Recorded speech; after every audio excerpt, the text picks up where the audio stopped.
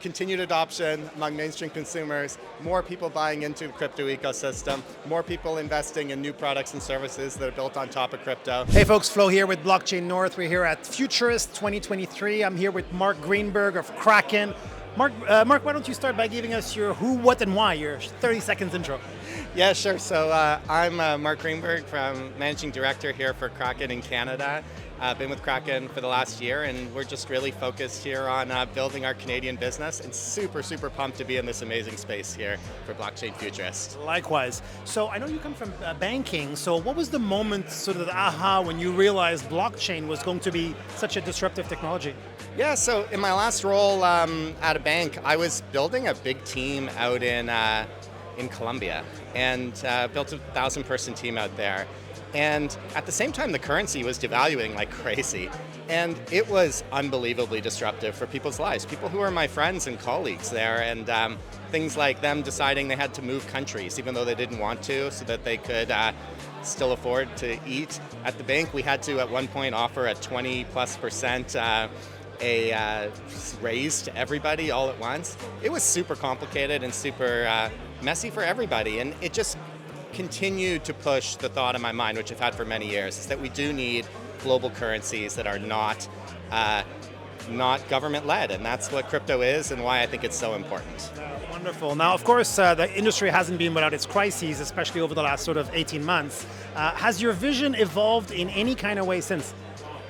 I think our vision at Kraken has always been focused on the same kinds of things that matter for consumers. Safety, security, really, really important.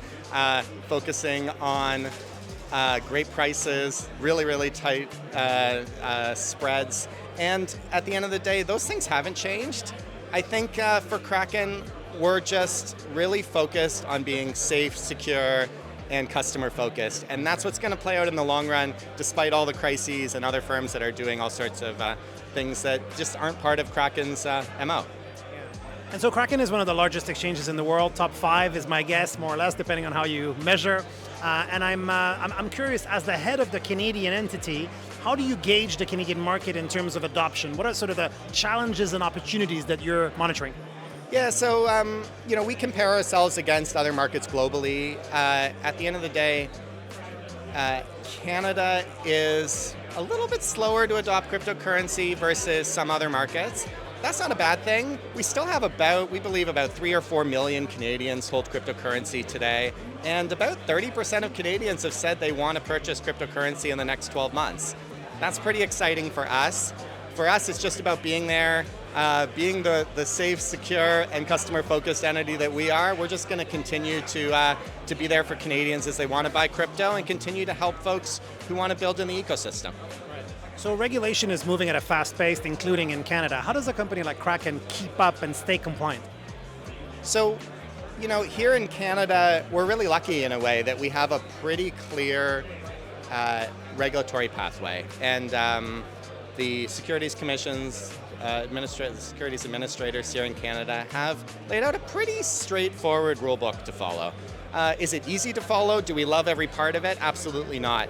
But we've been in Canada more than 10 years, since 2011. We were always focused on working with the Canadian regulators to deliver on staying in Canada. And we're really happy. The regulators have been friendly, collaborative, working with us to try and make it work, and we're really happy to have stayed in Canada and to be able to make it work.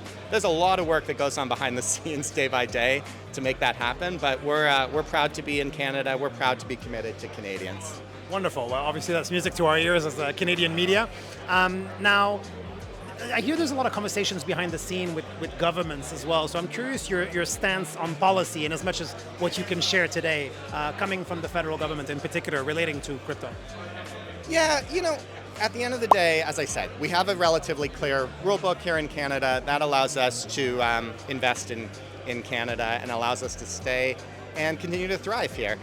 Are there, I think, 2 things that I'm really focused on as we think about the next round of crypto regulation and what we're looking for. The first is we're really focused on access to banking. So it is still really hard in the crypto community in Canada to have access to banks.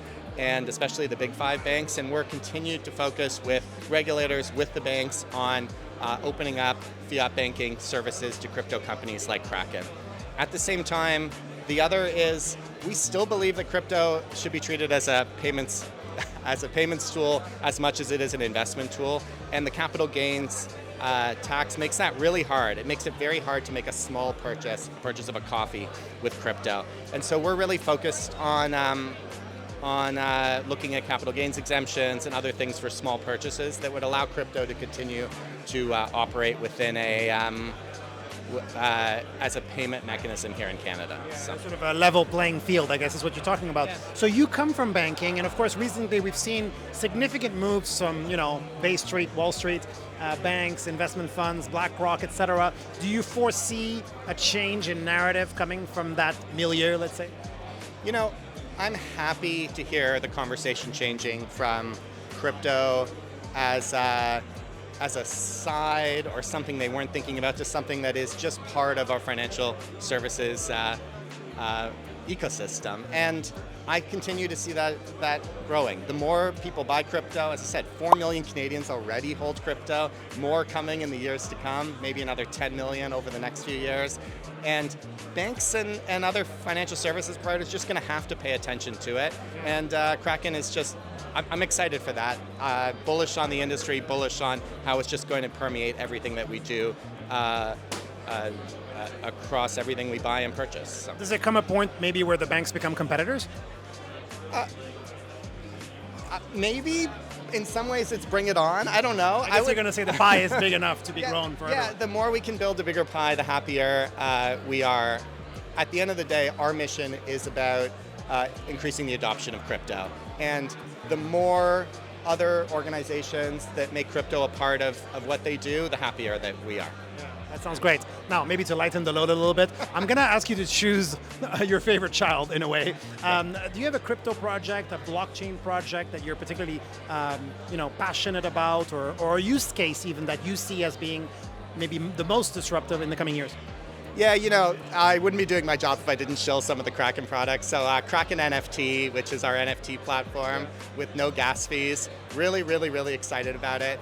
And it's something that we're working really hard on and growing. We've got NFTs coming. There's a contest right now to put NFTs on the Williams F1 race cars. Really, really cool project. Go check it out, and a lot of fun and a great way to participate in the NFT program. So are NFTs back? Did they ever go away? That's my perspective. NFTs are not going anywhere. There's so much opportunity in that space, and we continue to invest in it. Looking at the future, what are some of your surest predictions for where crypto, where blockchain will be? I'm going to say in a year, because if I said 5, it would be so far away that it's not even realistic. Yeah, so I try not. One thing I've learned in this space is not to try and pull out my crystal ball too much. All I'll say is continued adoption among mainstream consumers, more people buying into the crypto ecosystem, more people investing in new products and services that are built on top of crypto. And that's the one thing I can say for certain. Every year that's been true, and it's going to be true for the year ahead. So we're here at Canada's largest blockchain conference. It's been around for, I think, more than 10 years, which is incredible in and of itself. Do you have any final message for the broader community in Canada to wrap us up? Yeah, I'll just say Kraken is so excited to be here in Canada. We're so excited to be at this event.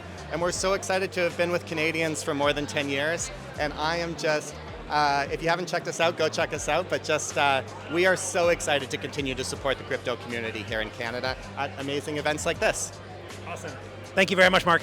Thanks.